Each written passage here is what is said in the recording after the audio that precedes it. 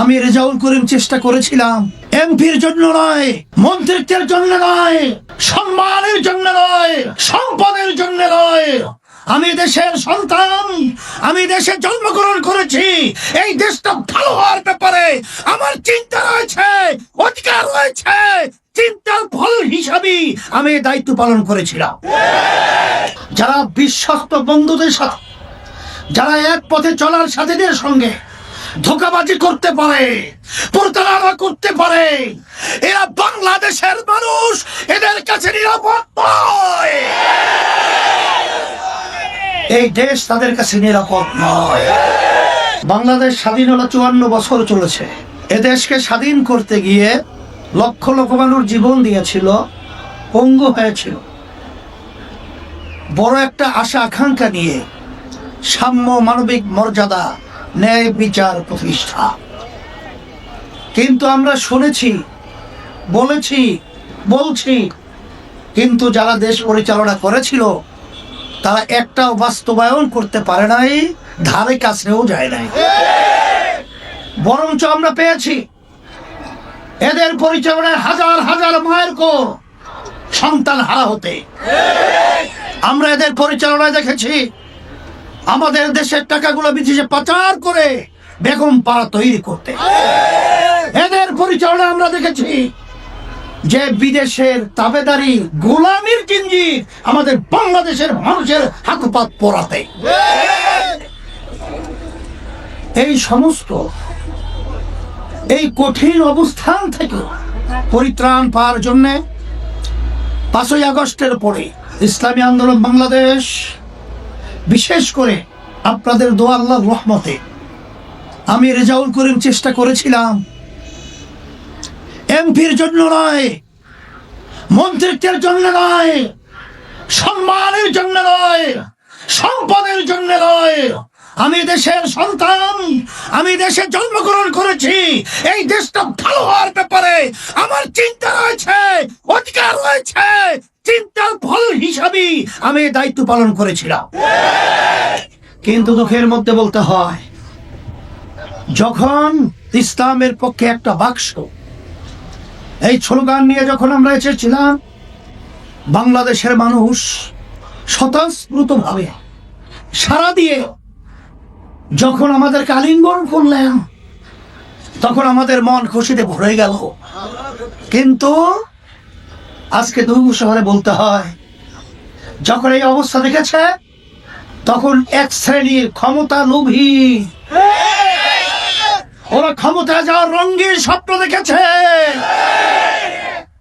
আমাদের বাংলাদেশের মানুষকে আবার ধোঁকা দেওয়া বিভিন্ন নীল নকশা তৈরি করেছে।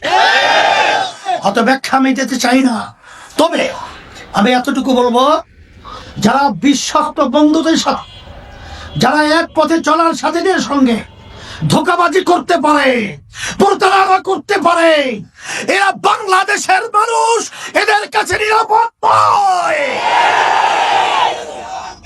এই দেশ তাদের কাছে নিরাপদ নয়।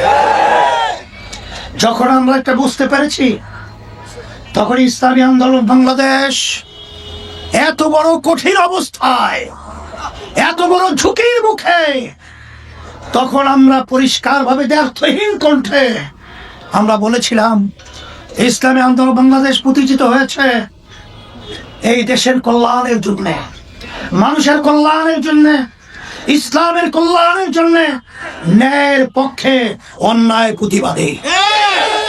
যার বাস্তবতা হলো 1987 সালে ইসলামী আন্দোলন প্রতিষ্ঠিত হওয়ার পরেও আজ পর্যন্ত একটা আসন কিন্তু আমাদের সংসদে এমপি হিসাবে পায় নাই, যায় নাই। আমাদের সুযোগ ছিল না, না এখনো নাই।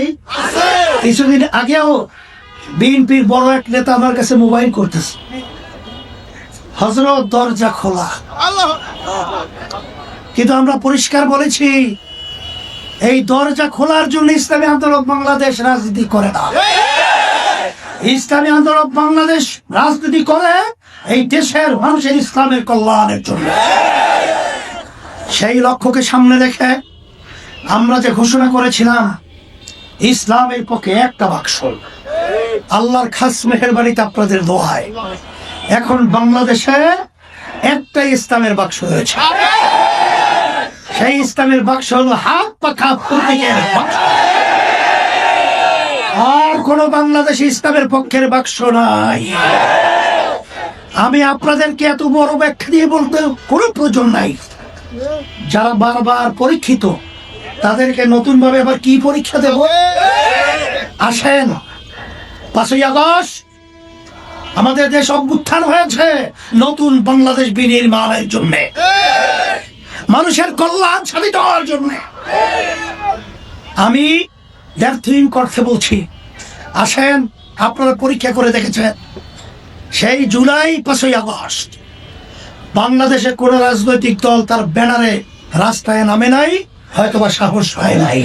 আমি আন্দোলন বাংলাদেশ এই দেশের কল্যাণের জন্য, মানুষের কল্যাণের জন্য আমরা ব্যানার নিয়ে রাজপথে গুলির মুখে নেমেছিলাম দেশকে রক্ষার জন্য।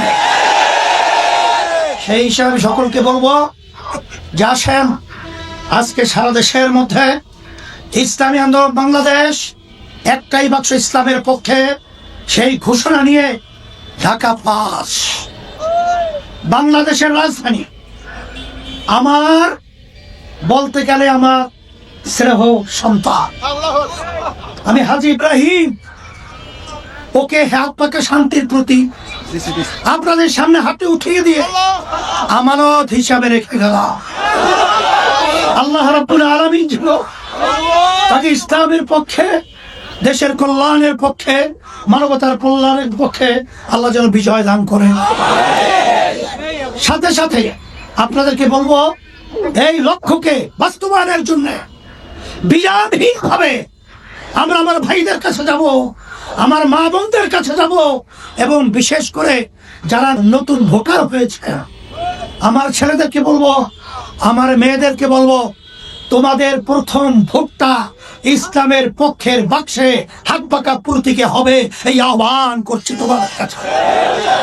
সাথে সাথে সকল কাছে দোয়া চাই, দোয়া করি আল্লাহ যেন আমাদের সকলকে দেশ ইসলাম মানবতার কল্যাণে কাজ করা আল্লাহ তৌফিক দান করেন।